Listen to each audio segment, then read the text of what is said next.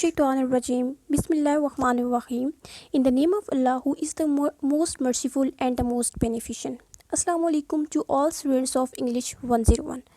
Before starting lecture number 6, I would like to request कि हमारा जो चैनल है आप लोग इसे लाइक कर दें, सब्सक्राइब कर लें और साथ जो बेल आइकन है आप लोग उसे प्रेस कर दें ताकि हमारे चैनल वीडियो शॉर्ट नोट्स में अपलोड होने वाले तमाम शॉर्ट लेक्चर्स तमाम सब्जेक्ट्स के आपको ईजीली मिल जाए। ओके स्टूडेंट्स, अब हम लोग अपना लेसन स्टार्ट कर लेते हैं। और हाँ, लेसन का आप लोग जो भी हो आप लोग अपना फीडबैक मस्त दिया करें, ठीक है। कोई चीज़ आपको अगर समझ ना आई हो आप लोग थ्रू कमेंट्स मुझसे पूछ सकते हैं। अच्छा, अब ये जो लेसन है इट्स अबाउट रीडिंग स्किल, यानी जो हमारी पढ़ने की महारत है, ठीक है, वो क्या है, उसको हमने एनहेंस करना है, उसको हम बढ़ाने हैं, हमने कैसे इम्प्रूव कर सकते हैं, तो वो सारा का सारा आज हम लोग इस लेसन में रीड आउट करेंगे। यहाँ पर आपको बच्चों 6 पैराग्राफ दिए गए हैं, 6 टेक्स्ट दिए गए हैं, ठीक है। और ये 6 किसके बारे में है, ये हिस्ट्री ऑफ द कंप्यूटर के बारे में है। और मैंने जो है ना हाईलाइट भी किए हुए हैं कि कौन कौन से इंपॉर्टेंट पॉइंट हैं। सबसे पहले आपके पास पैराग्राफ नंबर 1 है, इसमें जो इम्पोर्टेंट पॉइंट है, अहम बात है, वो क्या है कि the very first calculating device use was the 10 fingers of man's hand, यानी सबसे पहले कैलकुलेट करने वाला जो आला था वो इंसान की 10 उंगलियों को समझा जाता था। फिर क्या हुआ, इसके बाद अबेकस वाज इन्वेंटेड। अबेकस क्या है, एक डिवाइस का नाम है। एक अबेकस को इन्वेंट किया गया, इजाद किया गया, ठीक है, जिसमें क्या थे, बीट फ्रेम, यानी इसमें बीट्स लगे हुए होते हैं जो कि कैसे मूवमेंट करते हैं, लेफ़्ट से राइट डायरेक्शन में मूव करते हैं। ये हो गई आपके पास टेक्स्ट नंबर 1 की इम्पॉर्टेंट बातें। अब टेक्स्ट नंबर 2 है, during the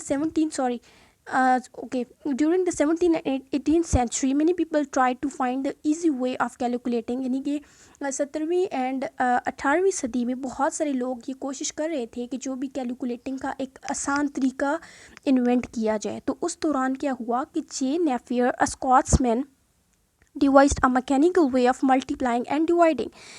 नेफियर स्कॉट्समैन ने क्या किया कि उसने एक मैकेनिकल तरीका बताया, ठीक है, जिसके थ्रू हम मल्टीप्लाई और डिवाइड कर सकते थे नंबर्स को।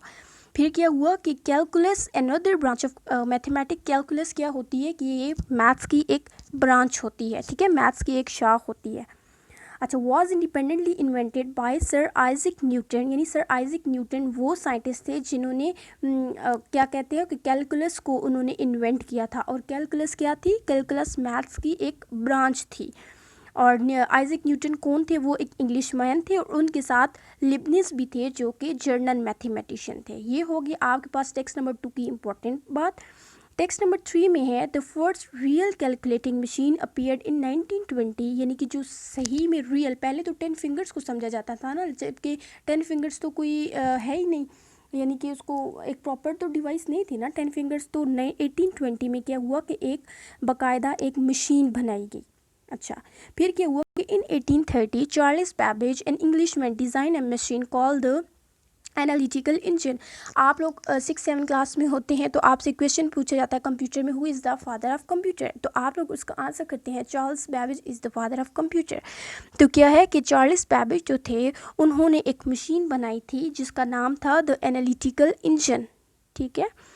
अच्छा, जो आपके पास पैराग्राफ नंबर 4 है, इन 1930 the first computer was build by the American name Vanern Bush. 1930 में सबसे पहला जो एनालॉग कंप्यूटर था उसको इन्वेंट किया गया था। और किसने इन्वेंट किया था, वो एक अमेरिका का रहने वाला बंदा था जिसका नाम था Vannevar Bush. This device was use in world war two help the aim guns. इसको फिर जंग अजीम 2 में इस्तेमाल किया गया था। ये होगी इंपॉर्टेंट बात। अच्छा, ये जो आपका पैराग्राफ नंबर 4 है इसमें जस्ट आपको कंप्यूटर के बारे में फर्दर एक्सप्लेन किया गया, तो ऐसे इसमें कोई इतनी इंपॉर्टेंट बात नहीं है कि जो मुझे लगे कि मुझे आप लोगों को बतानी चाहिए। बेसिक जो बातें थी वो पैराग्राफ नंबर 1, 2, 3 में एक्सप्लेन कर दी गई हैं। 4 पैराग्राफ आप लोग खुद रीड करेंगे, ठीक है, क्योंकि टाइम आपको शॉर्ट है तो इसमें आप लोगों का फिर लेक्चर कवर नहीं हो सकता। अब हम लोग देख लेते हैं कि नेक्स्ट में क्या है। फिर आपके पास पैराग्राफ नंबर 5 है और पैराग्राफ नंबर 5 की इंपॉर्टेंट बात क्या है, the first general of computer which use the vacuum tubes, came out in 1950, यानी सबसे पहले एक जर्नल कंप्यूटर, एक आम सा कंप्यूटर जो बनाया गया था उसमें वैक्यूम ट्यूब को इस्तेमाल में लाया गया था। और ये कब हुआ था? ये इवेंट 1915 में हुआ था। फिर आपके पास यूनिवैक 1। अब ये क्या है कि UNIVAC 1 is the example of this computer which could perform thousands of calculation पर सेकेंड्स। अब ये आपके पास अगेन कंप्यूटर की आप लोग कह लें कि टाइप्स हो गए या कैटेगरीज हो गए, जो कि आपको बताएगा कि ये कितना कैसे परफॉर्म कर सकता है और कितना टाइम लेता है कैलकुलेशन करने में। फिर 1960 में सेकेंड जनरेशन ऑफ कंप्यूटर आ गया एंड वट एवर। फिर सेकेंड जनरेशन में आपके पास वर्ड स्मॉलर एंड मोर, इसमें भी है ऐसा कोई इंपॉर्टेंट बात नहीं थी। फिर है आपके पास fourth generation computer have now arrived. आजकल जो हम यूज़ कर रहे हैं इट इज़ फोर्थ, बल्कि फिफ्थ जनरेशन भी है, ठीक है। जो फोर्थ जनरेशन कंप्यूटर था इसमें क्या था, इंटीग्रेटेड सर्किट्स लगे हुए थे, ठीक है, जो कि क्या थे, जो कि साइज़ में बहुत छोटे थे। और this is due to the microminiaturization which means the circuits now fit into the single chip. ये फिर आपको जो पैराग्राफ नंबर 4 है ना, उसकी फंक्शन के बारे में बताया गया कि इसको कैसे किस में फिट किया गया है। पैराग्राफ नंबर 6 में आपको क्या बताया गया, the rate at which computer technology is growing today's computer might be obsolete by 18 है। अच्छा, अब हम लोग आते हैं कि एक्सरसाइज की तरफ, ठीक है। अब एक्सरसाइज में है मेन आइडिया। तो मेन आइडिया मैं आपको बता देती हूँ कि मेन आइडिया किसे कहते हैं। लेसन नंबर 3 में भी मैंने आपको पढ़ाया था, अभी फिर मैं आपको रिवाइज करवा देती हूँ कि लेसन मेन आइडिया किसे कहते हैं। मेन आइडिया का दूसरा नाम होता है स्पोर्टिंग आइडिया। उर्दू में मेन आइडिया को मरकज़ी ख्याल कहते हैं, और स्पोर्टिंग आइडिया मेन आइडिया या फिर मरकज़ी ख्याल किसे कहते हैं कि यानी कि आपका जो भी पैराग्राफ है, जो मजमून है, उसको आपने एक जुमले में, दो जुमले में, कम से कम लफ्ज़ों में आपने सम अप कर लेना है, ठीक है। अब जैसे कि आप लोग अगर मोस्टली आप लोग उर्दू में पढ़ते हैं, आपको कोई लेसन दिया होता है, फिर आपने उसका मरकज़ी ख्याल लिखना होता है, तो आप लोग जस्ट 3-4 जुमले लिखते हैं और उसको वाइंड अप कर देते हैं। तो सिमिलरली हमें क्या कहा गया है कि ये जो एक्सरसाइज हमने करनी है उसमें सबसे पहले हमें कहा गया है कि आपने बताने कि आपने 6 पैराग्राफ्स रीड किए हैं, ठीक है। इन 6 पैराग्राफ में आपको क्या लगता है कि कौन सा मेन आइडिया है, ये बताना है। दूसरी 2 नंबर पे हमने क्या बताना, नंबर 2 पे हमने बताना है कि जो आप स्टेटमेंट नहीं चूज़ करें, क्या रीज़न है, आप वो क्यों नहीं चूज़ कर रहे, ये भी हमने रीज़न बतानी है। तो आपके यहाँ पर स्टेटमेंट नंबर जो 1 है वो क्या है, computer as we know them today, यानी कंप्यूटर जिनको आज हम जानते हैं, have gone through many changes, बहुत सारी तब्दीलियों से हो के गुजरा है। ऐसा ही है, पहले आपने पढ़ा कि पहले लोग 10 फिंगर्स यूज़ करते थे, फिर एबैकस आया आपके पास, इस तरह आपके पास डिफरेंट डिवाइसेस आते हैं कि कंप्यूटर की टाइप्स आई। तो इस बात से क्या वाज़ेह हुआ कि कंप्यूटर में बहुत सारी तब्दीलियाँ आज तक की गई हैं। स्टेटमेंट नंबर जो 3 है वो है computers have had a very short history, computer की बहुत शॉर्ट हिस्ट्री है, ये बात भी ठीक है। तो इससे 1 और 3 स्टेटमेंट आपका मेन आइडिया हो सकता है। जबकि स्टेटमेंट नंबर 2 जो है वो क्या है, today's computer probably want be around for a long, यानी कि वो ज़रूरी नहीं है कि वो आपके लंबे अरसे तक चलें, कंप्यूटर्स जो है ना वो आपके लंबे अरसे तक चलें। तो ये हो गई फॉल्स स्टेटमेंट। क्यों, अब इसकी हम रीज़न पढ़ सकते हैं। Choice number 2 is a prediction not a fact, यानी कि प्रेडिक्शन है, ये जस्ट हम लोग कह रहे हैं ना, ये इसमें कोई हकीकत बात नहीं है। दैट्स वाई हमने जो स्टेटमेंट नंबर 2 है उसको हम मेन आइडिया नहीं कह सकते, क्योंकि वो जस्ट एक प्रेडिक्शन की गई है, उसमें कोई हकीकत नहीं है। फिर है नेक्स्ट हमने क्या करना है एक्सरसाइज में है कि अंडरस्टैंडिंग द पैसेज, जो हमने पैसेजेस को अंडरस्टैंड कर लिया है, अंडरस्टैंड करने के बाद हमने ट्रू एंड फॉल्स बताने हैं। ट्रू एंड फॉल्स बताने के बाद यानी कि कुछ तो आपकी स्टेटमेंट्स ट्रू हैं, ठीक हो गया, लेकिन जो स्टेटमेंट आपको लगता है फॉल्स हैं, वो क्यों फॉल्स है उनकी हमने रीज़न देनी है, यानी उन स्टेटमेंट को हमने करेक्ट भी करना है, ठीक है। हम लोग डायरेक्ट आंसर से देख लेते हैं। यहाँ पर देखिए आपकी स्टेटमेंट नंबर जो 2 है उन्होंने कहा है वो फॉल्स है। अब क्यों फॉल्स है वो हम लोग रीड कर लेते हैं। स्टेटमेंट नंबर 2 में इन्होंने कहा है the slide rule was invented 100 of years ago, यानी जो स्लाइड रूल है उसे 100 साल पहले इजाद किया गया है, ठीक है। ये आपकी फॉल्स स्टेटमेंट है। अब इसकी हम लोग करेक्ट स्टेटमेंट पढ़ लेते हैं। करेक्ट स्टेटमेंट है the slide rule is a modern invention, ठीक है। जबकि स्टेटमेंट में उन्होंने कहा है कि इसको 100 साल पहले इन्वेंट किए गए, 100 साल पहले की इजाद है। नो, वो फॉल्स है, क्योंकि ये मॉडर्न इन्वेंशन है, ठीक है। ये मॉडर्न यानी जदीद जो है ना इजाद है, ठीक है। फिर आपके पास ये देखिए स्टेटमेंट नंबर 6 उन्होंने फॉल्स की हुई है। क्यों फॉल्स की हुई है आइए देख लेते हैं हम लोग। ये है कि इंस्ट्रक्शंस यूज बाय कंप्यूटर, यानी वो तमाम इंस्ट्रक्शंस, वो तमाम हदायतें जो कंप्यूटर इस्तेमाल करता है, has always been kept inside the computer memory, उसे हमेशा कंप्यूटर कंप्यूटर मेमोरी के अंदर रखा जाता है। ये स्टेटमेंट आपकी फॉल्स है। क्यों फॉल्स है? रीज़न इसकी पढ़ते हैं। Instruction which are not being executed, यानी कि वो इंस्ट्रक्शन जो कंप्यूटर उस पर अभी उसको एग्जीक्यूट नहीं कर रहा होता, उसे चला नहीं रहा होता, उसको हम क्या करते हैं कि सेकेंडरी मेमोरी में रखते हैं। यानी उन्होंने कहा हुआ है कि देखिए उन्होंने स्टेटमेंट में कहा हुआ है कि तमाम जो भी इंस्ट्रक्शन होती है उसे कंप्यूटर की मेमोरी में रखा जाता है, नहीं, बल्कि नॉट तमाम जो इंस्ट्रक्शन, तमाम इंस्ट्रक्शन की बात नहीं हो रही है यहाँ पर, उस इंस्ट्रक्शन की बात हो रही है यानी जिस पर कंप्यूटर नहीं भी काम करता उसको हम सेकेंडरी मेमोरी में रखते हैं, ना कि कंप्यूटर की मेमोरी में स्टोर करते हैं। फिर है आपके पास statement number 7, using transistors instead of vacuum tubes. Vacuum tubes के बजाय ट्रांजिस्टर को इस्तेमाल करना did nothing to increase the speed at which calculation, यानी कि ये क्या है कि मतलब इससे कैलकुलेशन की जो स्पीड है ना वो रिड्यूस होती है, कम होती है। क्यों रिड्यूस होती है? इसकी रीज़न पढ़ लेते हैं। The use of transistor increase the speed, ये बात आपकी गलत हो गई है, बल्कि ट्रांजिस्टर्स को हम इस्तेमाल करेंगे तो ही हमारी कैलकुलेशन का जो स्पीड है वो फास्ट अप हो सकता है।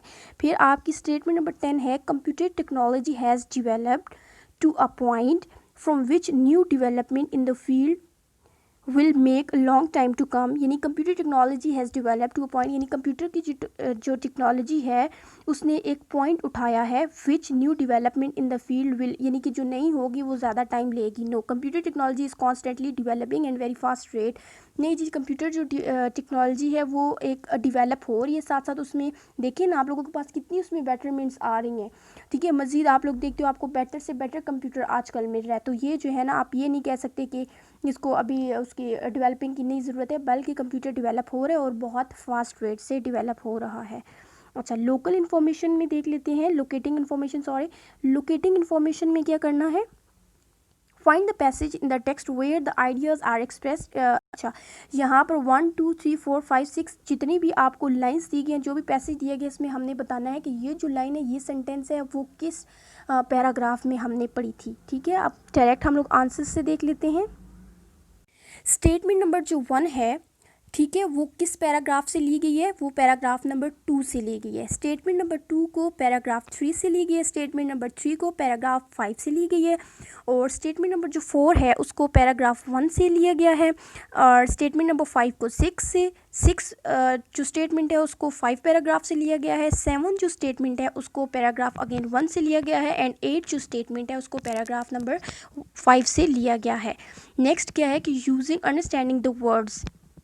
अच्छा, अब इन्होंने हमें कुछ स्पेसिफिक वर्ड्स बताए हुए, इन्होंने कहा है कि आपने सिनोनिम्स फाइंड करने हैं। सिनोनिम्स किसे कहते हैं? यानी words with the similar meaning, यानी कि वो लफ्ज़ जिनके सेम मीनिंग होते हैं, ठीक है। जैसे कि हम अल्फाज मुतरादिफ होते हैं ना उर्दू में, यानी कि वो अल्फाज जिनके मतलब एक जैसे मतलब होते हैं, या हम इसको अल्टरनेट वर्ड्स भी बोल सकते हैं कि अगर मशीन है तो मशीन की जगह हम डिवाइस भी कह सकते हैं, ठीक है। डिज़ाइन है तो डिज़ाइन की तरह डिज़ाइन करना, बनाना, तो डिज़ाइन की जगह हम डिवाइस वर्ड भी यूज़ कर सकते हैं। अलॉट की जगह हम अ ग्रेट डील वर्ड भी यूज़ कर सकते हैं। एरर्स की जगह मिस्टेक, एरर कहते हैं ना गलतियाँ, तो एरर के बजाय हम मिस्टेक का वर्ड भी यूज़ कर सकते हैं। सॉल्व के बजाय हम फिगर आउट का वर्ड यूज़ कर सकते हैं। तो ये हो गए आपके सिनोनिम्स। सिनोनिम्स कौन से होते हैं? यानी वो वर्ड जिनके एक जैसे मतलब होते हैं, ठीक है, यानी कि जिससे कोई फ़र्क नहीं पड़ता। अब मेरी मर्ज़ी है मैं मशीन यूज़ करूँ या डिवाइस यूज़ करूँ लफ्ज़, ठीक है, बिल्कुल इनका एक जैसा मीनिंग है। इसके बाद है नेक्स्ट है एंटोनिम्स। एंटोनिम्स क्या होते हैं? Words with an opposite meaning, यानी कि जो हम कहते हैं ना अल्फाज मुतज़ाद, उलट जिसको बोलते हैं। अब जैसे कि ओल्ड है, ओल्ड का जो होगा ऑपोजिट क्या होगा? मॉडर्न होगा, ठीक है, पुराना जदीद। अ फ्यू का several, to include cut out, contemporaries, predecessors, still in use, ठीक है, ऑब्सलेट। और स्टिल इन यूज़ का मतलब है जो चीज़ अभी तक आप इस्तेमाल कर रहे हैं, ऑब्सलेट जो चीज़ आपकी नकारा हो चुकी है। नेक्स्ट हम लोगों ने क्या करना है? कंटेंट रिव्यू है। कॉलम ए और कॉलम बी को हमने मैच करना, यानी कि जैसे कि आपके पास एबेकस है, तो एबेकस क्या है?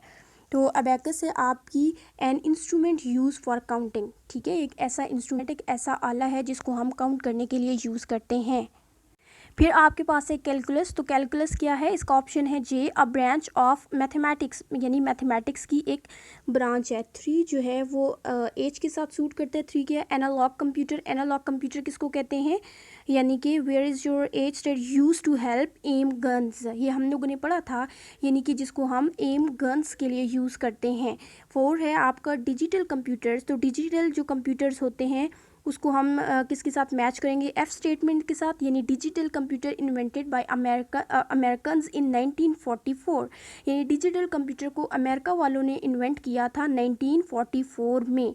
स्टेटमेंट नंबर 5 है वैक्यूम ट्यूब्स जो होती हैं वो क्या करती हैं, used in the first digital computer, जो पहला डिजिटल कंप्यूटर बनाया गया था उसमें वैक्यूम ट्यूब्स को यूज़ किया जाता है। फिर है आपके पास ट्रांजिस्टर्स।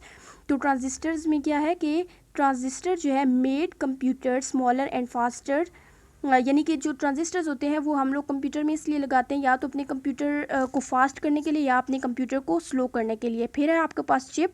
और चिप जो है वो क्या है, सर्किट ऑफ 4 जनरेशन कंप्यूटर, यानी जो 4 जनरेशन कंप्यूटर है उसको सर्किटरी करता है, यानी उसको चलाने के लिए हम लोग यूज़ करते हैं। इसके बाद है माइक्रो मिनी ऑथराइजेशन। तो माइक्रो मिनी ऑथराइजेशन क्या है, the reduce circuitry into a chip. और इसके बाद नेक्स्ट जो है हमारे पास इट्स अबाउट किसके बारे में, अच्छा जी ये हो गया आपका। नेक्स्ट हम लोग देख लेते हैं, नेक्स्ट हमें टाइम एंड इवेंट के बारे में बताया गया है, कौन सी वाकया किस टाइम हुआ था। ठीक है, ये हम लोग देख लेते हैं। आपके पास सबसे पहले जो टाइम है वो प्रिमिटिव टाइम्स है। प्रिमिटिव टाइम में सबसे पहले प्रिमिटिव जो सबसे पहले था तो क्या हुआ था, एबैकस इन्वेंट हुआ था। 17 एंड 18 सेंचुरी में क्या हुआ था, Henry Briggs produce the logarithm tables. ठीक है, उन्होंने लॉगरिथम टेबल्स बनाए थे। 1930 में क्या हुआ था, चार्ल्स बेबेज डिज़ाइन, यानी चार्ल्स बेबेज का डिज़ाइन सामने आया था। 1947 में क्या हुआ था, फर्स्ट यूज्ड ऑफ, यानी पहला इस्तेमाल लाया गया था। एंड न्यू फ्यूचर के बारे में क्या था कि सेकेंड जनरेशन यूजिंग। अच्छा, इसके बाद है कि फोकस द रिव्यू। अब हमने जो पढ़ा है उसके उस पर हमने फोकस कर लेना है। ठीक है, यानी कि रिव्यू ले लेते हैं। अब रिव्यू कैसे है कि अब जैसे कि यहाँ पर दैट है, तो दैट को किसके लिए यूज़ किया गया है, दैट को हिस्ट्री के लिए यूज़ किया गया जो हाईलाइट है। स्टेटमेंट नंबर 2 में इट है, इट को अबैकस के लिए यूज़ किया गया है। फिर आपके पास विच है, विच को लॉगरिथम टेबल्स के लिए यूज़ किया गया है। इसके बाद स्टेटमेंट नंबर 4 में अगेन विच है, तो विच को यहाँ पर किसके लिए, मशीन के लिए यूज़ किया गया है।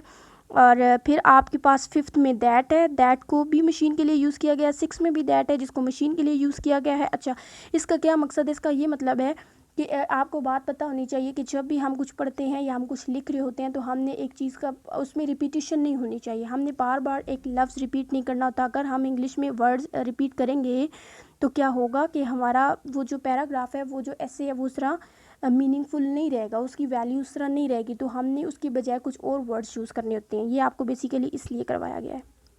ओके स्टूडेंट, ये तो हो गया हमारा lesson number 6 complete. I hope so कि आप लोगों को इस लेसन की समझ आई होगी और अपना फीडबैक देना मत भूलिएगा। कोई क्वेश्चन हो तो आप लोग कमेंट्स में पूछ सकते हैं। और हमारा जो चैनल है वीडियो शॉर्ट नोट्स, आप लोग इस लेक्चर को इस चैनल को सब्सक्राइब कर दें, लाइक कर दें, साथ जो बेल आइकन है उसे प्रेस कर दें ताकि हमारे चैनल में अपलोड होने वाले तमाम सब्जेक्ट्स के तमाम शॉर्ट लेक्चर्स आपको जल्दी से जल्दी रिसीव हो जाएँ। एंड थैंक यू, अल्लाह हाफिज़।